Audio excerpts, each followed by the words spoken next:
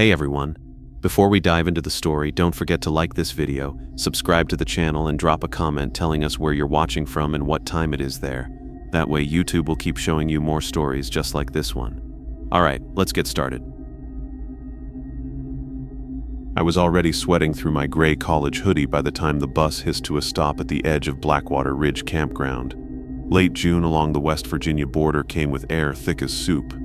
From where I stood, I could see a line of shingled cabins stair-stepping up the hill, an old bathhouse with a sagging roof, and a rusted sign that still promised hot showers in hand-painted letters.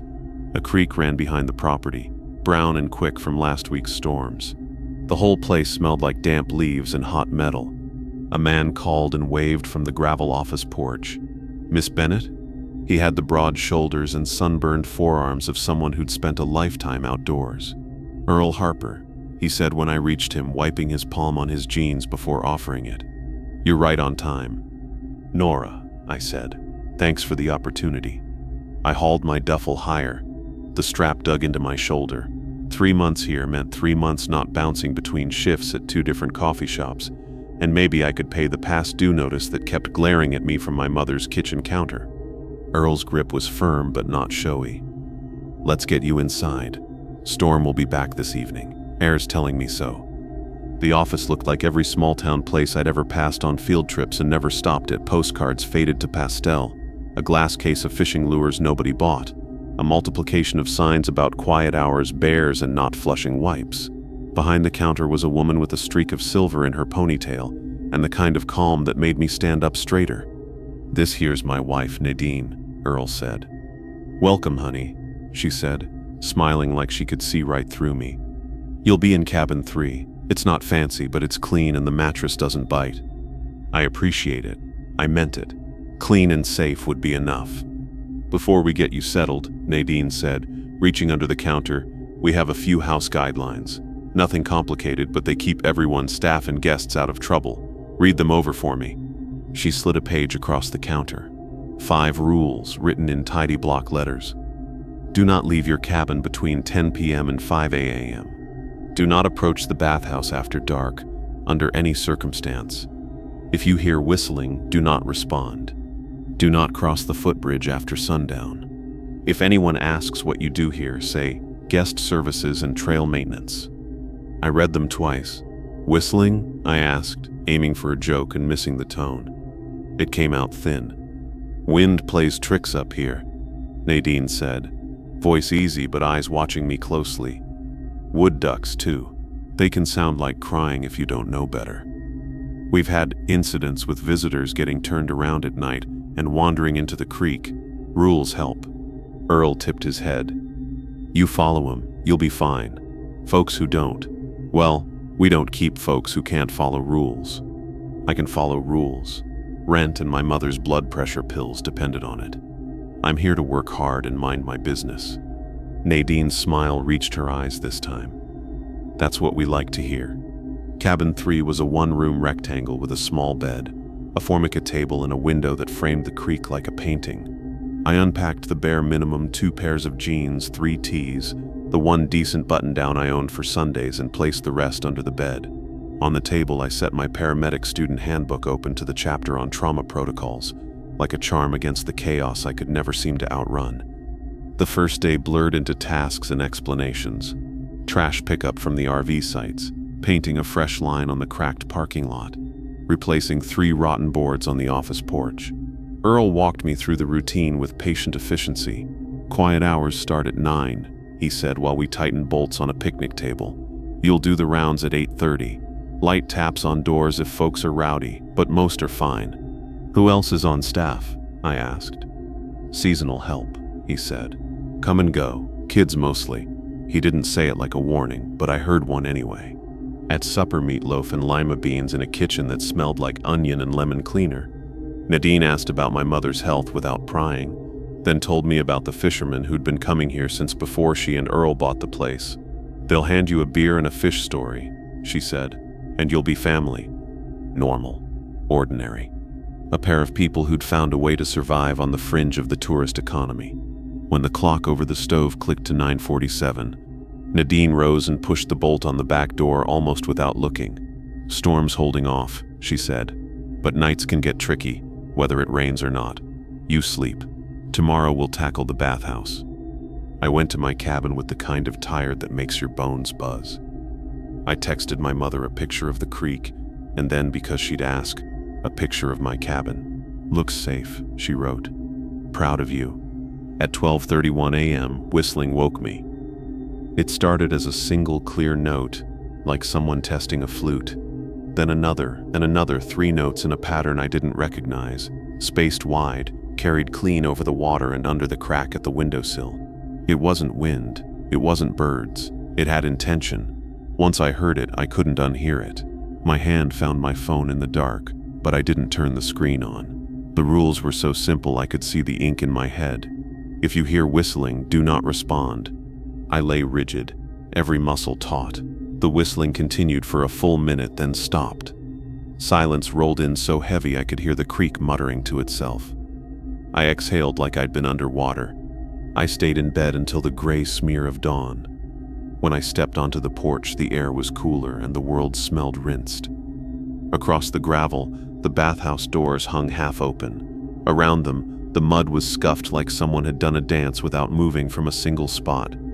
Sleep okay? Earl asked around a styrofoam cup of coffee when I reached the office. Mostly, I said. I thought I heard. I stopped. The rules weren't just guidelines. They were a script. Foxes can scream like a woman, he said. Wood ducks cry like babies. Wind whistles through seams in the siding. Your ears'll learn the place. He took a slow sip. Long as you follow the rules. We scrubbed the bathhouse that morning, me on my knees with a brush, Nadine in rubber gloves that reached her elbows, Earl repairing a lock with new hardware. The place had been used hard soap scum like chalk on the tiles, hair snakes in the drains. A sweet medicinal smell came and went. Not bleach, not pine cleaner, something else I couldn't place. Nadine wrung out a mop. Town's a mile down the road, she said. If you need toothpaste or a decent cup of coffee, the Blackwater Diner's your place. Tell Jill we sent you, she'll take care of you. I went that afternoon. The diner was the sort of place you could imagine as a set. Red booths, a front case with pies under glass, and a bell that chimed when the door opened. A woman with tattooed forearms and a jar of change near the register looked up from refilling ketchup bottles. You must be the new one, she said before I could speak. Nora, I said. Jill, she said back. What can I get you? Coffee, I said. And whatever you judge me less for, a slice of pie or fries.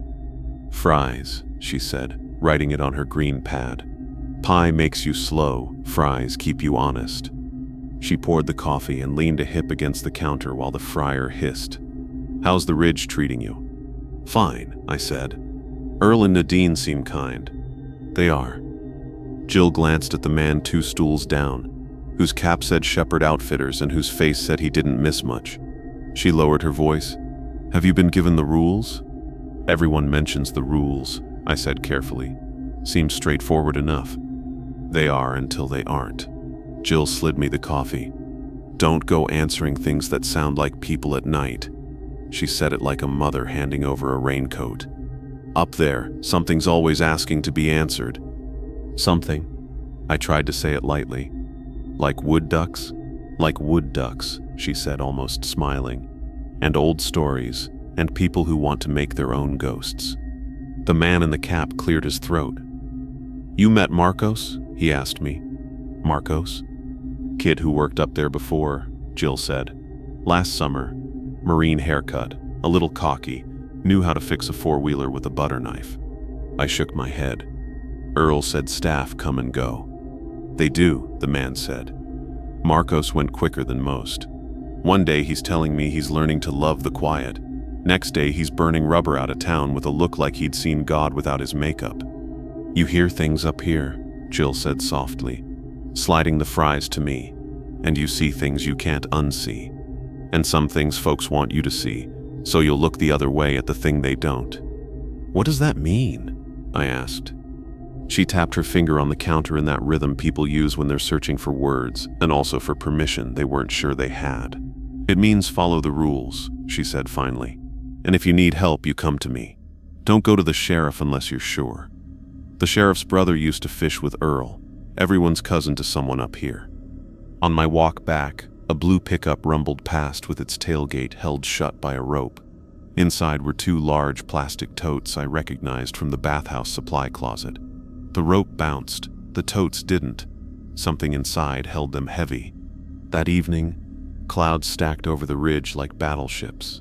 Earl had me hammer stakes into the ground to tie down the tent platforms. Thunderheads, he said. They form quickly and take what's not nailed. At 8:30 I made quiet rounds with a flashlight, reminding a family to dim their lantern and a group of teenagers that other people existed. Back in my cabin, I wrote my mother a longer text than usual. I told her about Earl's laugh and Nadine's patient hands, and Jill's fries being worth the bus fare. I did not tell her about the rules. At 1:17 a.m., the whistling started again. 3 notes. Pause. 3 notes. Closer this time. The creek caught the sound and tossed it around like a marble in a cup. I stared at the ceiling, my heart slammed. A child's voice, no. A woman's, no. Just sound that knows the shapes of your thoughts followed it, faint and high, saying something I couldn't make out over the cricket noise. Something knocked once on my door, a polite knuckle, then again softer. I lay still enough to make my ribs ache. Nora? The voice was a woman's, very like Nadine's if you squinted your ears. Honey, you okay? Every muscle wanted to move. The rules rang in my head like a bell. Do not leave your cabin. If you hear whistling, do not respond. The third knock came and went. The whistling ceased. When dawn finally unglued the night from the trees, I made coffee on the hot plate with hands that shook. Outside, the footprint of a boot rested in the damp earth at the bottom of my steps. I could fit my entire hand into it. Someone had stood there long enough to leave a clean outline.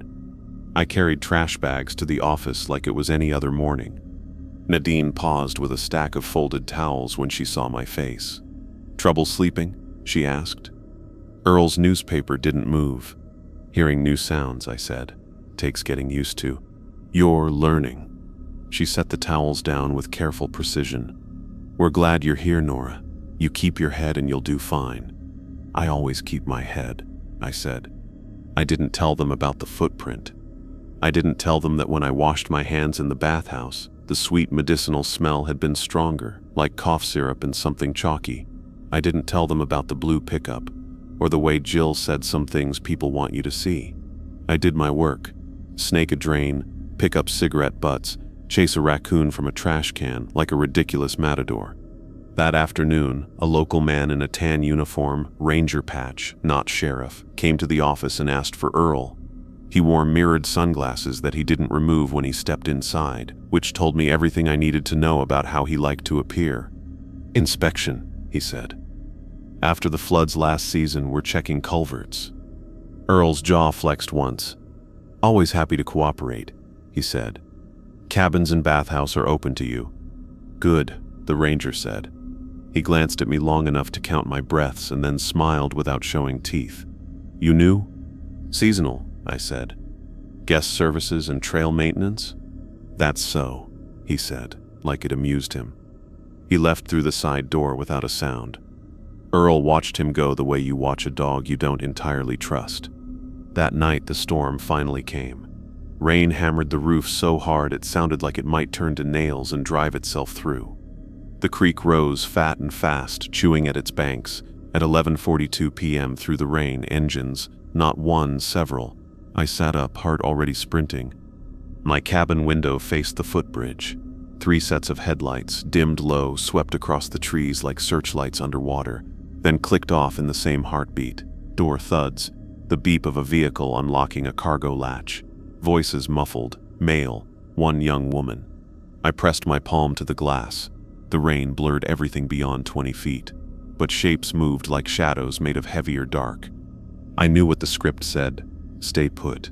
I also knew what Jill said about people making their own ghosts. Curiosity isn't a decision so much as a tide. I pulled on my boots and eased my door open, counting each hinge's complaint. The rain covered the sound of my feet. I kept to the trees and moved the way my EMT instructor once taught us to move around scenes where people might be armed, slow, deliberate, with an exit already mapped in my head. Down by the bathhouse, a door gaped. Inside, light flickered. Not bulb light, but generator warm. The sweet medicinal smell hit me full in the face. I recognized it now. Codeine syrup. And something else. Acetone. Maybe. The breathy pop of vacuum sealers. A low grinding that didn't match any machine I knew. Then the hard rhythm of a press stamping something with unbending consistency. Through a thin seam between boards, I saw inside. The bathhouse had been gutted on one side. Stalls turned into tables, mirrors removed, everything lined in plastic. People in hoodies and caps worked with their heads down. A young woman in nitrile gloves moved deftly between trays, checking weights on a digital scale. Fairy tale neat piles of small white tablets pressed into existence, then slid into bags. A man fed boxes of over-the-counter cold medicine into a cutter.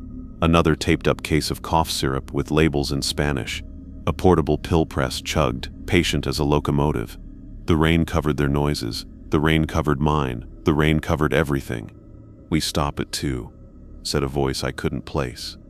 Young, arrogant, fluent in command. Back at 1:10 Wednesday. Flood put the law to sleep for 3 nights running. They won't wake up on the 4th. A bolt of lightning tore the hill open with light. In that naked second, a face turned toward the seam. He was maybe 24, the kind of handsome that comes cheap to some men and too expensive to others. He squinted, then looked away. I tried to swallow, but my mouth was chalk. I backed away, step by step, exactly as slow as pride would allow. "Don't," said a voice behind me, and I froze so hard something in my neck clicked. I turned, palms open. Earl stood under the eave, rain running off the brim of his hat. The beam of a small flashlight pinned my chest, then dropped to my boots. "Rules are not suggestions, Nora," he said, tired more than angry. "You left your cabin. You approached the bathhouse, at night. Is that why you made them?" My voice shook like I'd swallowed the creek, so we workers wouldn't see. Earl didn't answer. He looked older than he had yesterday by 20 years. "I thought it was ghosts," I said, a bitter laugh breaking from somewhere I didn't know I had. "You made me afraid of a ghost. It's easier that way." Nadine's voice. She stepped out of the dark like she'd been poured from it, hair soaked dark against her head. "It keeps you safe if you don't ask questions." "Safe?" I said. "From who?" "From men who don't take no for an answer. From rangers who aren't rangers. From cousins who believe in family more than law." Nadine's eyes shone in the flashlight spill in a way that hurt to look at. "From the choice between getting drowned by the creek or by the bank." "That's not a choice," I said. "It is when your mortgage lives in this kitchen," she said. "It is when the season ends and winter wants your bones. It is when somebody offers you a way to keep what you love, and all you have to do is put on a white sheet and pretend to be the dark." The whistling started again, close enough that it prickled the hair on my arms. I flinched before I could stop myself. "That," I began. "Not us," Nadine said. "Them." She jerked her chin toward the bathhouse. "They like the little theater of it. Keeps people in their cabins. If folks go missing up here, the story tells itself." "Marcos," I said before I could shut my mouth around the name. Nadine closed her eyes like I'd slapped her. "Marcos got brave," she said. "Brave gets you gone." Lightning again.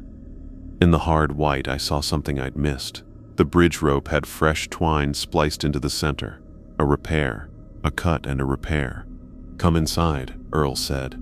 The blue pickup idled with its lights off, breath fogging in the rain.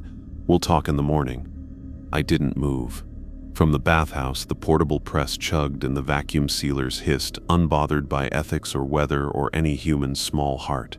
Beyond the bathhouse and the trees, another shape stood very still. A woman in a raincoat, maybe. Or the outline of a tarp on a branch. Or a shadow too patient to be weather. I blinked and it was just dark again. That night I didn't sleep. Jill's warning curled inside my chest like a living thing. "If you need help, you come to me." The sheriff's brother fished with Earl. Everyone up here was a cousin to someone. The right call wasn't the easiest one. I just didn't yet know which it was. I made my choice at 5:42 a.m., when the rain thinned to something more like weather and less like anger. I pulled on my boots and walked to the office as if nothing had happened. Nadine was already there with a coffee pot, and the list for Saturday check-ins. She looked at me the way a mother looks when she's about to ask if you're about to lie. "Morning," I said. Earl came in a minute later, silent, a bruise of sleep under his eyes. "We'll need you in the lower loop today," he said. "Sure," I said, and took the clipboard. We worked until noon without saying anything important and everything that mattered. By 12:10, I was walking down the hill with a roll of trash bags in one hand and my phone in the other, counting steps like a prayer. I reached the road. The diner's bell jingled when I pushed inside. Jill looked up and read everything on my face like newsprint. "Kitchen," she said. "Now." In the tiny back room that smelled like onions and old grease, I told her what I'd seen as fast and plain as I could. The bathhouse, the press, the boxes, the whistling. Nadine's almost confession and Marcos's name sitting like a stone in the middle of it. I didn't cry until I said his name. Then I could barely stop. Jill handed me paper towels, and then, as if she'd been waiting all year for the moment she would be brave, she said, "Okay, do you have your car?" "I don't have a car." She swore softly. "You have your bag?" "In my cabin." She nodded, reached under the prep table, and came up with keys. "My niece works in state police records in Pine Bluff," she said. "We're going to see her. You text Nadine and say you're going for milk and a new mop head, and you'll be back by 2. You don't say anything else. You don't answer questions. You don't answer knocks. You do not, under any circumstance, go back up that hill alone. What about?" "Earl knew the rules before someone handed them to him," Jill said. "He can live with them a day longer. You're leaving." We were on the road before my hands stopped shaking. Jill drove like she chewed food, decisive, unafraid. She spoke in a low voice into the Bluetooth while the 2-lane highway curled along the river. "Hannah, it's Aunt Jill. I have a girl, seasonal, at Blackwater Ridge. She saw a bathhouse full of equipment, none of it for washing. No, not homemade beer, pills, press, boxes, syrup by the case. Yes, I'm sure. She's got good eyes and better sense. We're 10 minutes out." We reached a squat concrete building with state police on the awning, and if I'm honest, my legs didn't want to get out. The part of me that keeps me alive has a long memory for doors that only look safe. But Jill's hand was warm and heavy between my shoulder blades. "You did the right thing," she said, "even if right feels like stepping into a room without windows." The rest unfolded in slices. A woman with kind hair listens without writing anything down at first. Me saying, "This is going to sound crazy," and her saying, "You'd be surprised." Hannah materialized with a stack of forms I didn't have the words for. Radios are turning the air into quiet panic. The words "search warrant" said with a weight that made them real. We drove back in a convoy. I tried not to look at. Cars fanned out like dogs on a scent.